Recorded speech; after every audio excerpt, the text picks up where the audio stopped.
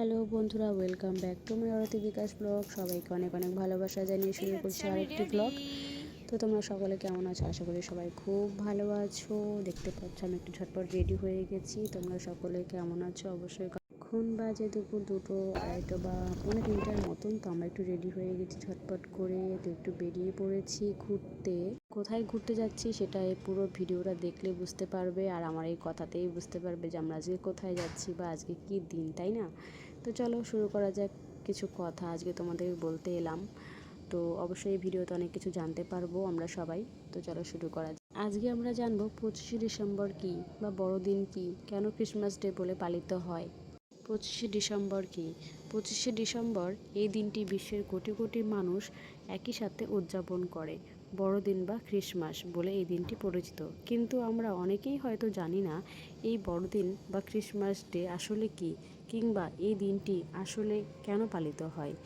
যীশু খ্রিস্টের জন্মদিন কি সত্যিই 25শে ডিসেম্বর ছিল? আর কীভাবেই বা এই উৎসবটি আজ বিশ্বের বৃহত্তম উৎসব হয়ে উঠল? চলো আজকের ভিডিওতে সেই সমস্ত একটু বিস্তারিত জানা যাক। এর পেছনে লুকিয়ে থাকা আসল রহস্য কী। আসলে বড়দিন উদযাপন শুরু হয়েছিল 4র্থ শতাব্দীতে। তবে প্রথমে এটি যীশু খ্রিস্টের জন্মের উদযাপন বা উৎসব হিসাবে ছিল না। 25শে ডিসেম্বর আসলে রোমানদের একটি জনপ্রিয় উৎসবের দিন ছিল, যা সিল অন ডিভোর্স আর অপরাজেয় সূর্যের নামে পরিচিত, বা শীতকালীন সূর্যের উৎসব নামে এই দিনটি পালন করা হতো। পরে খ্রিস্ট ধর্মের জনপ্রিয়তার সঙ্গে সঙ্গেই 25শে ডিসেম্বরকে যীশুখ্রিস্টের জন্মদিন হিসাবে ঘোষণা করে ইড উইলিয়াস। এটি মূলত করা হয়েছিল রোমানদের উৎসবের সঙ্গে রোমানদের ও খ্রিস্টানদের ধর্মের মিল ঘটানোর জন্য। যীশুখ্রিস্ট খ্রিস্টান ধর্ম অনুযায়ী ঈশ্বরের পুত্র, যিনি মানবজাতির পাপ মোচনের জন্য পৃথিবীতে জন্মগ্রহণ করেছিলেন। যদিও তার প্রকৃত জন্ম নিয়ে ঐতিহাসিক কোনো প্রমাণ নেই, তবে 25শে ডিসেম্বর দিনটি আনুষ্ঠানিকভাবে তার জন্মের দিন হিসাবে নির্ধারণ করা হয়েছিল। যীশুখ্রিস্ট জন্মের সময় আকাশে একটি তারা দেখা যায়, যা মূলত এই 3 জ্ঞানী পুরুষকে তার জন্মস্থানে নিয়ে যায়। সেই সময় থেকেই তারাটি বড়দিনের একটি গুরুত্বপূর্ণ প্রতীক হয়ে ওঠে। বড়দিন উদযাপন এবং যিশুর জন্মের সঙ্গে সীমাবদ্ধ নয়। এটি ঐতিহ্য এবং প্রতীকের মাধ্যমেই আজ এটি বিশাল উৎসবে পরিণত হয়েছে।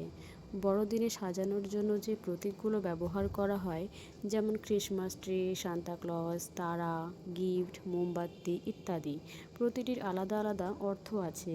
ক্রিসমাস ট্রি, যা চিরসবুজ গাছ, যা জীবনের প্রতীক এবং জীবনে বেঁচে থাকার তাকে নির্দেশ করে। সান্তা ক্লজ, ধারণাটি এসেছে সেন্ট নিকোলাস থেকে, যিনি গোপনে দরিদ্রদের উপহার দিতেন।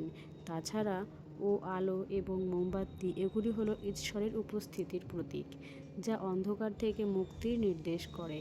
আজ বড়দিন কেবল খ্রিস্টানদের ধর্মীয় উৎসব নয়, এটি সাংস্কৃতিক, সামাজিক এবং সারা বিশ্বের উৎসব। এই বড়দিনে খ্রিস্টানরা গির্জায় বিশেষ প্রার্থনার আয়োজন করে এবং যিশুর জন্মদিন উদযাপন করে এবং পরিবার ও বন্ধুদের মধ্যে উপহার দেওয়া নেওয়ার মাধ্যমে ভালোবাসা ও আনন্দ ভাগাভাগি করে নেয়।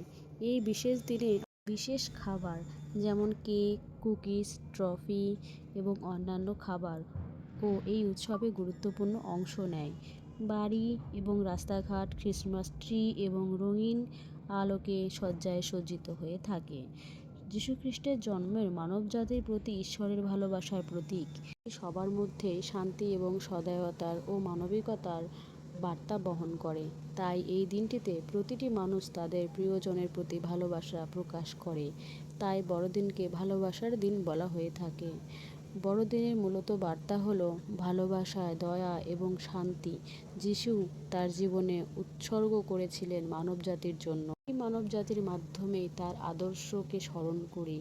এই উৎসব আমাদের শেখায় আনন্দকে ভাগ করে নেওয়া এবং জীবনের প্রতি কৃতজ্ঞ থাকা।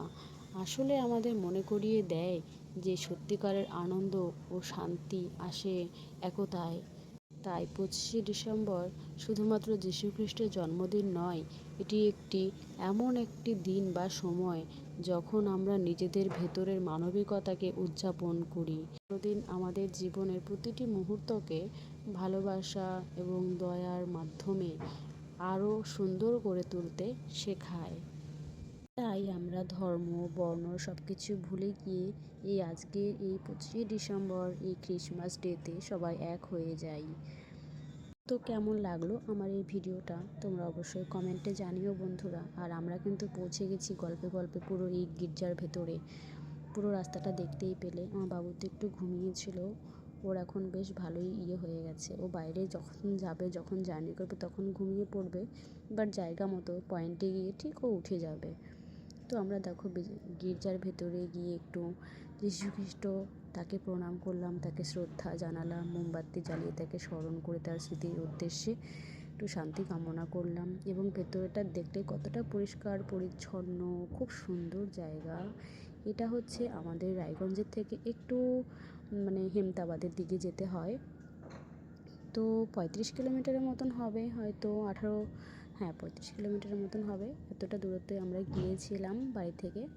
তো ওই দেখো আমার পুচকু কিন্তু এখন হাঁটছে, ও কিন্তু কোলে থাকতে চায় না বেশি। একটু হাঁটা শিখেছে পর থেকে ও কোলে থাকতে চায় না, আর কারো হাত ধরে হাঁটতে চায় না। 2 হাত তো কখনোই ধরতে দেবে না, 1 হাত ধরে থাকতে হবে, তাহলে তাও চলবে। তো ও দেখো হেঁটে হেঁটে যাচ্ছে। তো গির্জার ভেতরে সব কিছু দেখে একটু ছবি তুলে নিয়েছি আমরা। তারপরে আমরা চলে গেছি একটু মেলার ভেতরে। এখানে বেশ বড় মেলা হয়। তো মেলায় থেকে নেওয়ার মতন কিছুই নেই, শুধু দেখাটাই আমাদের সার। তো যেহেতু দুপুরে গিয়েছি, তা আমাদের একটু খিদে পেয়ে গেছে, তাই এইগুলো একটু দোকান দেখছিলাম কি কি আছে না আছে। নেওয়ার মতন কিছুই আমার ভালো লাগেনি মেলায় থেকে। হ্যাঁ, মেলায় থেকে জিনিস নিই, তবে তেমন পছন্দ হলো না। আর এই দেখো, যেটা না নিলেই নয় সেটা নিতেই হবে, সেটা হচ্ছে আমার ছেলের হাতে, দেখতেই পেয়েছো। ও হচ্ছে পুরো বেলুন দেখলে দিওয়ানা হয়ে যায়, ও পুরো পাগল হয়ে যায়, দিওয়ানা হয়ে যায় পুরো। বেলুন যেখানেই দেখবে ও শুধু আঙুল দিয়ে দেখিয়ে দেবে আর বলবে উফ উ, মানে ওটাকে নিয়ে দাও। তারপরে ওর পাপা তো ওকে একটা বেলুন নিয়ে দিল। তারপরে ওই যে বললাম একটু খিদে পেয়ে গেছিলো, তাই দোকানে গিয়ে একটু জাস্ট খেলাম, পেটটাকে কোনো রকম ঠান্ডা করলাম। ঠান্ডা করে একটু ঘুরে বেরোতেই দেখো ঠান্ডা রাত হয়ে গেছে, এদিকে আবার সন্ধ্যা হয়ে গেছে, আবার বাড়িতে যেতে হবে পুচকুকে নিয়ে হাওয়ার মধ্যে। তো আমরা তখন বেরোনোর পথে এসেছি। আর দেখো রাত্রেবেলা এই গির্জাটাকে কেমন লাগছে দেখতে। রাত্রেবেলা রাতের ভিউটা দেখো, জাস্ট অসাধারণ আর অসাম। আর কত লোক এসেছে, কতটা ভিড় হয়েছে, কতটা আমরা ভাবতে পারিনি যে এতটা ভিড় হবে। আমরা তো গাড়ি নিয়ে ঢুকতেই পারছিলাম না, অনেক আগে থেকে গাড়ি আটকে দিয়েছিল। তো আমরা যেহেতু স্কুটি নিয়ে, তার জন্য আমরা অনেকটাই এগিয়ে এসেছিলাম। আর রাতের ভিউটা দেখতে পাচ্ছ, জাস্ট অসাম লাগছে। আর দেখবে গির্জার পাশে কিন্তু চাঁদ উঠেছে, দেখেছো কি তোমরা, খেয়াল করেছো কি? দাঁড়াও দেখবে, একটু পরে ওয়েট করো। এতটা সুন্দর লাগছিল এই চাঁদটাকে, দেখো অনেক সুন্দর লাগছে। আর আমার সোনা বাবা তো এই চাঁদ দেখে ভীষণ খুশি। যদি বলা যায় চাঁদ মামা কোথায়, ও ঠিক চাঁদকে দেখিয়ে দেবে। আর এই দেখো চাঁদ থেকে গির্জাটাকে দেখো কত সুন্দর লাগছে, মনে হচ্ছে যীশু খ্রিস্ট বোধহয় ওখান থেকেই দেখছে তার স্থানটিকে, যে তাকে কতটা শ্রদ্ধা জানাতে সবাই আমরা এসেছি। এটাই হয়তো সে বলছিল, সেখান থেকে আমাদের আশীর্বাদ করছিল। আরে দেখো বেশি কিছু নেওয়া হয়নি, বেশি কিছুই আমরা কোনো কিছুই নিই, শুধু একটা বল আর বেলুন, এই দুটো নিয়ে আমরা এখন বাড়ির উদ্দেশ্যে বেরোচ্ছি। তো সবাই ভালো থেকো, টাটা থেকো, সবার গির্জাকে সবাইকে বললাম।